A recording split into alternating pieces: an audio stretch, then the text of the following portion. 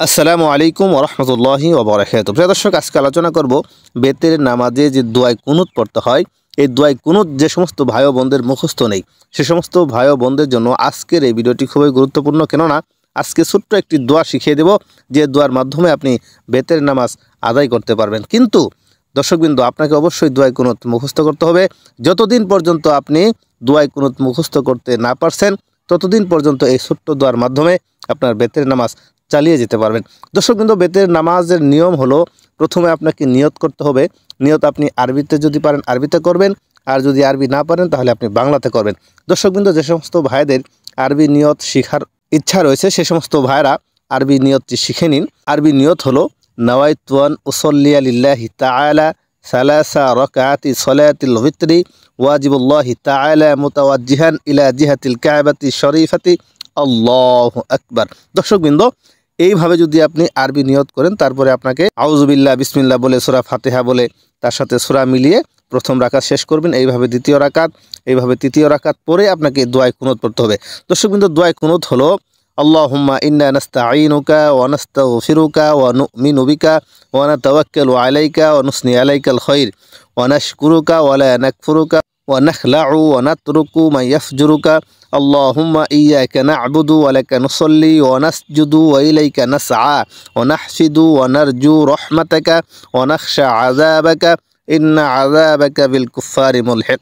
প্রিয় দর্শক, দোয়ায় কুনুত স্ক্রিনে দেখা যাচ্ছে, আপনি স্ক্রিনশট দিয়ে রাখুন। আপনার যখন ফ্রি সময় থাকবে ওই সময় আপনি এই দোয়াটি মুখস্থ করে নেবেন। দর্শক, কিন্তু আমরা আজকে যে ছোট্ট দোয়া শিখব, এই ছোট্ট দোয়াটি হলো, আপনি এই দোয়াটি পড়তে পারেন দোয়ায় কুনুতের জায়গায় যে পর্যন্ত আপনার মুখস্থ না হয়েছে। দোয়াটি হলো রব্বানা আতিনা ফিদ দুনিয়া হাসানাতাও ওয়া ফিল আখিরাতি হাসানা ওয়া কিনা আযাবান নার। এই দোয়াটা কিন্তু অত্যন্ত প্রসিদ্ধ একটি দোয়া এবং পপুলার একটি দোয়া, সবাই পারে। প্রত্যেক দোয়াতেই ইমাম সাহেবগণ এই দোয়াটি করে থাকেন। আর এটাও যদি আপনি না পারেন, তাহলে আপনাকে আরও একটি ছোট্ট দোয়া সেটি করতে হবে। সেটি হলো আল্লাহুম্মা গফিরলি, আল্লাহুম্মা গফিরলি, আল্লাহুম্মা গফিরলি। প্রিয় দর্শক, এই দোয়াটি 3 বার পড়বেন। আল্লাহুম্মা গফিরলি অর্থ হলো, হে আল্লাহ আমাকে ক্ষমা করুন। প্রিয় দর্শক, এইভাবে যদি আপনি ছোট্ট দোয়া পড়েও যদি বেতের নামাজ আদায় করেন, ইনশাআল্লাহ আপনার বেতের নামাজটি আদায় হয়ে যাবে। কিন্তু আপনাকে শিখতে হবে, চেষ্টা করতে হবে। বেতের নামাজের সময় বিভিন্ন ইমাম সাহেবগণের মতে বেতের নামাজ এশার নামাজের পর থেকে সুবহে সাদিকের পূর্ব মুহূর্ত পর্যন্ত থাকে। কিন্তু আমাদের ইমাম আবু হানিফা রহমতুল্লাহি আলাইহির মতে এশারের বেতের নামাজ একই সময়। বেতের নামাজ নির্দিষ্ট সময়ের মধ্যে আদায় করতে হয়। কিন্তু যারা শেষ রাতে তাহাজ্জুদ নামাজ আদায়ের উদ্দেশ্যে জাগ্রত থাকার অভ্যাস করছেন, কেবল ওই সব লোকরাই শেষ রাতে তাহাজ্জুদের পর বেতের নামাজ আদায় করতে পারেন।